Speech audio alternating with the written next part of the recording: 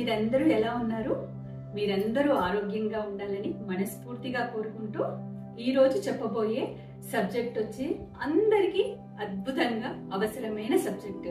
ప్రతి ఒక్కరికి కావాలి డబ్బు. డబ్బు అంటే చేదెవరికి? ఎవ్వరికి డబ్బు అంటే చేదు కాదు. ప్రతి ఒక్కరి సమస్య డబ్బు. చిన్న స్టేజ్ దగ్గర నుంచి పెద్ద వాళ్ళ వరకు ప్రతి ఒక్కరికి అవసరం డబ్బు. డబ్బు ఎంత సంపాదించినా కావాలి, ఇంకా కావాలి. డబ్బు అనేది చాలా అవసరం. కానీ డబ్బు అనేది కొంతమంది దగ్గర ఉంటుంది, కొంతమంది దగ్గర అస్సలు ఉండదు. దానికి కారణము ఎవరో కాదండి, మనమే. మన బ్రెయినే మనకి డబ్బు సమస్యకి. మన బ్రెయిన్ మన శత్రువు. మన మాటలే మనకి అవి శత్రువుగా పనిచేస్తాయి. కాబట్టి మనము ఆ శత్రువు ఏంటి తెలుసుకోవాలి. ఆ శత్రువుని తొలగించాలి. శత్రువుని తొలగించినప్పుడు ఏమవుతుంది? మనకన్నీ మంచి జరుగుతాయి. ముఖ్యంగా మన పెద్దలు చెప్పడం వల్ల మనకి ఇలాంటివి సమస్యలు అనేవి వచ్చాయి. అవి తెలుసుకోబోయే ముందుగా నా ఛానల్ ని సబ్స్క్రైబ్ చేసుకోండి. వీడియో నచ్చితే తప్పకుండా ఒక లైక్ చేయండి. మీ లైక్ అనేది, మీరు చేసే లైక్ మరికొందరికి చేరుతుంది. ఆ విధంగా కూడా మీరు ఒకరికి మేలు చేసిన వాళ్ళు అవుతారు. ఎందుకంటే మన సబ్జెక్ట్ లో ఒకరికి మేలు చేస్తే మీకు ఇంకా 10 మంది మేలు చేస్తారు. కాబట్టి మీకు మంచి జరగాలని మనస్ఫూర్తిగా కోరుకుంటూ చెప్పబోయే ముందు, నా పేరు గీత. మన పెద్దలు చెప్తూ ఉంటారు కదా, ముఖ్యంగా మధ్యతరగతి వాళ్ళ ఇంట్లో ప్రతిరోజు మనం వింటూ ఉంటాము, ఇది మన వల్ల కాదు, ఇది మనం కొనలేము, ఇది మనం కొనడం అసాధ్యము. ఇలాంటివి మీరు వినే ఉంటారు కదా. ఎప్పుడో ఒకప్పుడు మీ ఇంట్లో కూడా ఎవరో ఒకరు చెప్పి ఉంటారు కదా. నా ఇంట్లో అయితే మా నాన్న ప్రతి ఒక్కదానికి చెప్పేవారు, ఇది మనం కొనలేమమ్మా, ఇది మన వల్ల కాదు, ఇది పెద్దవాళ్ళది. ఇలాంటి భయాలు, ఇలాంటివన్నీ మనకు పెద్దవాళ్ళు చెప్పడం వల్ల మనకు మైండ్ లో చిన్నప్పటి నుండి ఏర్పడుతుంది. మనము ఒక నచ్చిన చీర కొనుక్కుందాం అనుకుంటాము, ఒక నచ్చిన నగ కొనుక్కుందాం అనుకుంటాము.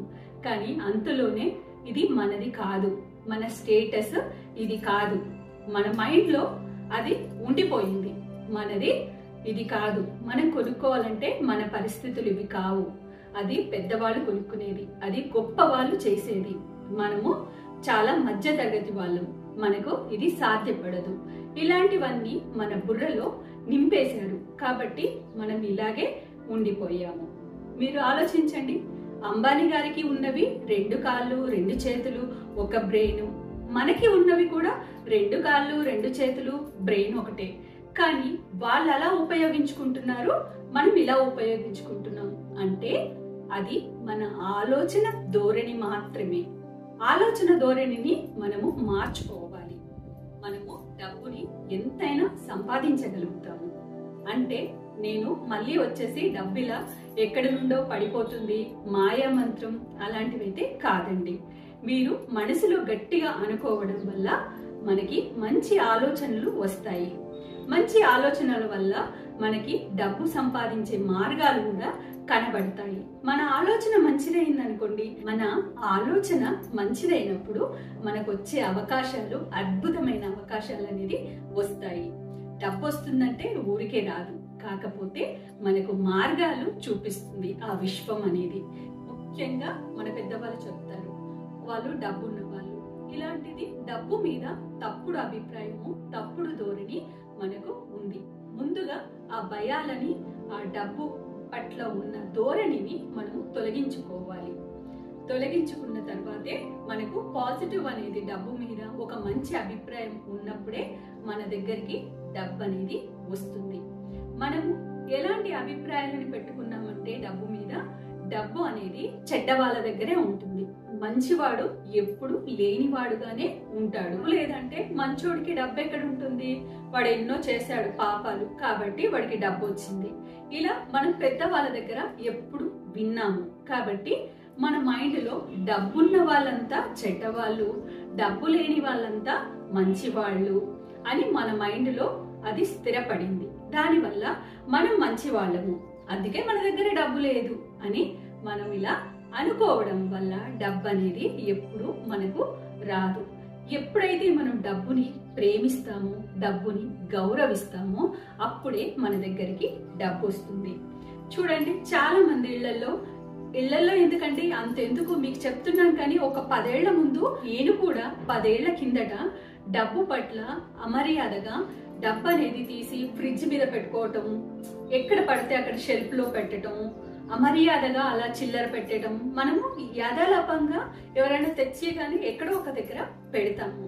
అలా ఎప్పుడు చేయకండి. డబ్బుని ఎప్పుడు గౌరవించండి. డబ్బుని గౌరవించినప్పుడు డబ్బు మన దగ్గర ఉంటుంది.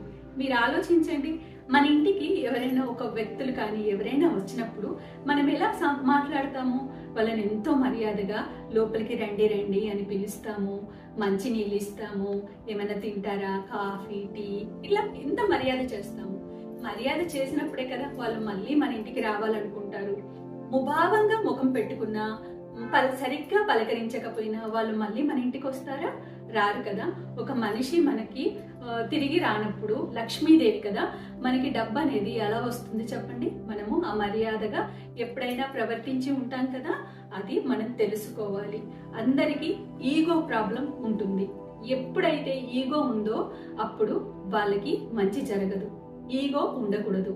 ఎవరి పట్లనన్నా తప్పు చేసి ఉన్నా, ఏదైనా తప్పుగా మాట్లాడినా ఈగో అనేది అస్సలు ఉండకూడదండి. మనిషికి ఈగో వల్ల మన డబ్బు అనేది ఆగిపోతుంది. కాబట్టి ఈగో అనేది ఉండకూడదు. ఎప్పుడు గాని క్షమాగుణం ఉండాలి. క్షమాగుణం ఉన్నప్పుడు డబ్బు అనేది మన ఇంటికి అద్భుతంగా వస్తుంది. మనకు ఉండాల్సినవి ముఖ్యమైనవి. ఈగో అనేది ఉండకూడదు. క్షమాగుణం అనేది ఉండాలి. ప్రతిదాన్ని గుర్తించగలగాలి. జీతాల్లో ట్యాక్స్ కట్ అవుతుంది కదా, డబ్బుతో మన ట్యాక్స్ కట్ అవుతుంది. ప్రతి వస్తువు మనం ఏది కొనుక్కున్నా కూడా ట్యాక్స్ అనేది కట్ అవుతుంది. అలాంటప్పుడు మనకు ప్రకృతి ఇంత అందమైన జీవితాన్ని ఇచ్చింది, మనకు స్వచ్ఛమైన గాలిని ఇస్తుంది, మనకు ప్రకృతి అద్భుతాన్ని ఇస్తుంది. కానీ మనం తిరిగి ప్రకృతికి ఏం చేశాము ఒక్కసారి ఆలోచించండి. మన గవర్నమెంట్ కి ట్యాక్స్ కడుతున్నప్పుడు మీరు ప్రకృతికి ఏదో ఒక చిన్నదో పెద్దదో మీకు చేతనైంది మీరు చెయ్యాలి. కొన్ని చెట్లు నాటాలి. మూగజీవులు ఉన్నాయి, ఆ మూగజీవులకి మనము సేవాభావం అనేది మనము కల్పించుకోవాలి. ప్రకృతికి చేయడము అంటే మనము సేవ కలిగి ఉండడము. ప్రకృతికి అంటే ప్రకృతికి మనం ఏం చేస్తాము? ప్రకృతే మనకు అన్ని ఇస్తుంది. కాకపోతే మనం చేసే సేవ పనులు అన్ని ప్రకృతి గమనిస్తుంది.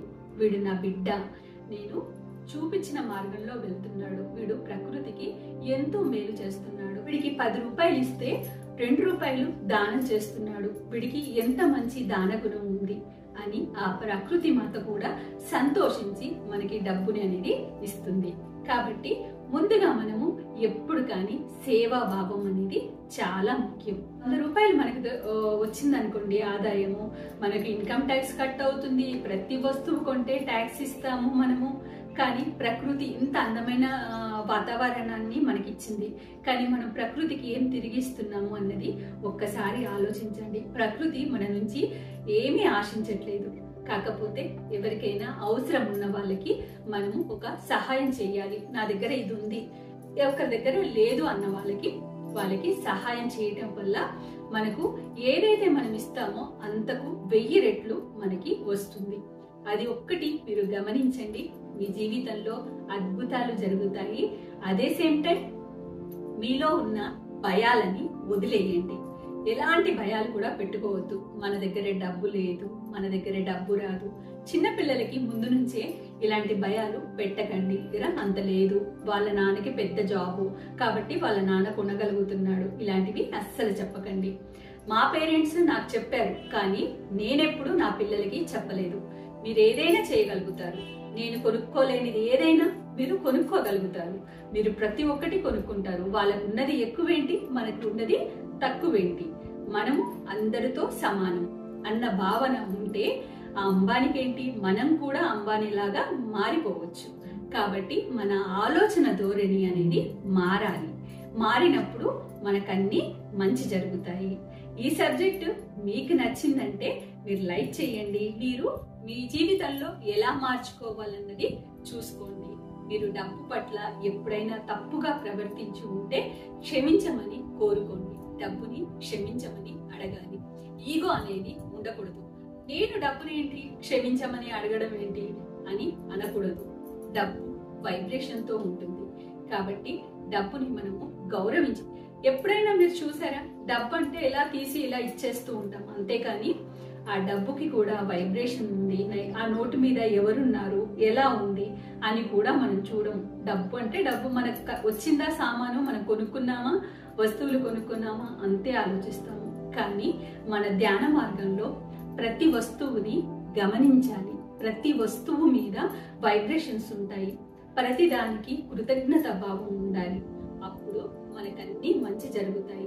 మీ పిల్లలకి ఈ రోజు నుంచి ఎప్పుడు కానీ డబ్బు పట్ల భయాలని పెట్టకండి. ఎందుకంటే చిన్నప్పుడు ఏదైతే పెడతామో అదే పెద్దయ్యే వరకు ఉంటుంది. ఇది నేను అనుభవపూర్వకంగా చెప్తున్నాను. ఎందుకంటే మా ఇంట్లో ఎప్పుడు నాకు భయాలు పెట్టారు. ఇది మనం కొనలేము, మన స్థాయి ఇంత, మనం ఇంతే ఉండాలి, మనం ఇలాగే ఉండాలి అని పెట్టారు. ఎప్పుడైతే నా ఊహ తెలిసిన తర్వాత, నా ఆలోచన ధోరణి, నా 2 పిల్లలు పుట్టిన తర్వాత, ఎన్నో కష్టాలు పడ్డ తర్వాత అప్పుడు నేను మార్చుకున్నాను. నా అంతటా నేను మార్చుకొని, వాళ్ళకున్నదేంటి మనకు లేనిదేంటి, మనము వాళ్ళు ఒకటే, ఆలోచన ఒక్కటే, మన దాంట్లో చెత్త అంతా నిండిపోయింది. వాళ్ళు వీళ్ళు చెప్పటం, పెద్దవాళ్ళు చెప్పటం, ఆ చెత్తని ముందు డిలీట్ చేయాలి. చెత్త అంటే నెగిటివ్ అన్నమాట. ఆ నెగిటివ్ ని, మన తలలో ఉన్న నెగిటివ్ ని మొత్తం డిలీట్ చేయండి. మన పెద్దవాళ్ళు మనకు పెట్టిన భయాలని డిలీట్ చేసేయండి. డిలీట్ చేసి అద్భుతమైన లైఫ్ ని మీరు జీవించండి. అద్భుతంగా ఉంటుంది. నా మాట నమ్మండి. ఎందుకు ఇంతగా చెప్తున్నానంటే, నేను ఒకప్పుడు నా తల్లిదండ్రులు ఏదైతే చెప్పారో అదే నేను చాలా రోజులు ఫాలో అయ్యాను. ఎప్పుడు కానీ అది మనం కొనలేము, ఇది మనం చెయ్యలేము, ఇది మన వల్ల కాదు, వాళ్ళకి మనకి వ్యత్యాసము, ఇవన్నీ మన ఆలోచన ధోరణి. వాళ్ళకున్నవి ఏవో మనకు కూడా అవే ఉన్నాయి. కాకపోతే ఆలోచన ధోరణి అనేది మనది ఎప్పుడు కింద స్థాయిలో ఉండడం వల్ల మనం ఎప్పుడు కిందనే ఉన్నాము. ఎప్పుడు అలా ఉండకూడదు. మన స్థాయిని మనం పెంచుకోవాలి. మనము ఎందులో కూడా తక్కువ కాదు. నాకెందుకు రాదు డబ్బు, నేను కూడా సంపాదిస్తాను, సంపాదించే మార్గాలు బోలెడన్ని ఉంటాయి, నాకు డబ్బు వస్తుంది అని మీరు అనుకోవాలి అని మీరు చెప్పారనుకోండి, సిల్లీగా డబ్బు అదే వస్తుందని మాత్రం అనుకోకండి. మీకు మంచి మార్గాలు వస్తాయి, మీకు మంచి ఆలోచనలు వస్తాయి. ఏ బిజినెస్ పెట్టుకోవాలి, ఎలా వెళ్తే నాకు డబ్బు సంపాదించగలను అని ఈ విశ్వం అనేది మీకు మంచి ఆలోచన శక్తి అనేది ఇస్తుంది. ఈ పంచభూతాలు మనకు సహకరిస్తాయి. సహకరించినప్పుడు మన పని అనేది సులువుగా మారుతుంది. మీరు ఇంకా ధ్యాన మార్గంలో ఉన్నట్టయితే ఇంకా సులువుగా అనేది మారుతుంది. ధ్యానంలో ఉన్నప్పుడు ఏంటంటే మన ఆరాశక్తి అనేది పెరుగుతుంది కాబట్టి మన ఆలోచన ధోరణి కూడా పెరుగుతుంది. ముఖ్యంగా ధ్యానం అనేది చెయ్యండి. అద్భుతమైన డబ్బు సంపాదన అనేది మీ దగ్గరకు వస్తుంది. ఈ ధోరణిని మీరు మార్చుకోండి. ఇంకొకటి, ధ్యానంలో ఉన్నప్పుడు మనము ముద్ర అనేది పెట్టుకునేది చెప్తానండి. కుబేర ముద్ర. ఈ ముద్రని మీరు పెట్టి మీకు ఏ టైం కుదిరితే ఆ టైంలో, ఉదయం కానీ సాయంత్రం, ఈ కుబేర ముద్రని పెట్టి మీరు ధ్యానం చేసుకోండి. మీ ఆలోచన, మీరు ఏ బిజినెస్ చేస్తున్నారు, మీరు ఏ జాబ్ చేస్తున్నారు, మీకు జాబ్ వల్ల మీకు ప్రమోషన్ రావాలా, అలాంటిది మీ మనసులో థాట్ అనేది పెట్టుకుని మీరు ఈ విధంగా ధ్యానం చేయండి. మీకు అద్భుతం అనేది జరుగుతుంది.